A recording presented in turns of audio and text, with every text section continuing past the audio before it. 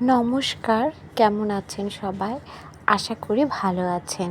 আজকে পঞ্চমী, সবাইকে জানাই শুভ পঞ্চমীর অনেক অনেক শুভেচ্ছা। আজকে আমাদের বাড়িতে নারকেলের নাড়ু তৈরি হচ্ছে। এটা চিনির নারকেলের নাড়ু।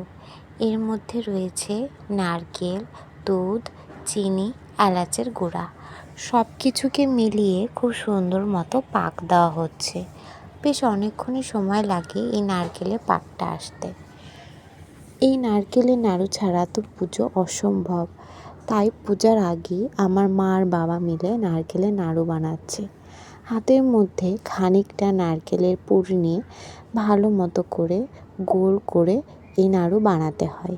গরম নাড়ু খাওয়ার স্বাদই আলাদা। এখানে কতগুলো নাড়ু বানিয়েছে দেখুন, এক থালা ভর্তি নাড়ু। এই নাড়ুগুলো শুধু ঠাকুরের পূজার জন্য নয়, বাড়িতে অনেক অতিথি আসে তাদেরকেও দেওয়া হবে। নারকেলের নাড়ু বানানো শেষ করে আমি গিয়েছিলাম দত্তবাড়িতে।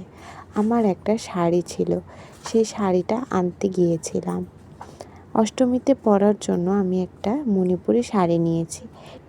এই শাড়িটা আমাকে বড় মাসি গিফট করেছে। সেই শাড়িটাই আমি আনতে যাচ্ছি।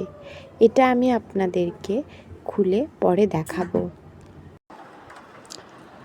যাচ্ছি এখন দত্তবাড়ির উদ্দেশ্যে। রাস্তার ওপারে খুব জ্যাম, দেখুন রিক্সা, অটো সব কিছু দাঁড়িয়ে আছে। আর আমরা এদিকে খুবই তাড়াতাড়ি চলে যাচ্ছি সেই শাড়ির উদ্দেশ্যে। যেতে যেতে দেখি দুর্গাপূজার প্যান্ডেল করা শুরু হয়ে গিয়েছে।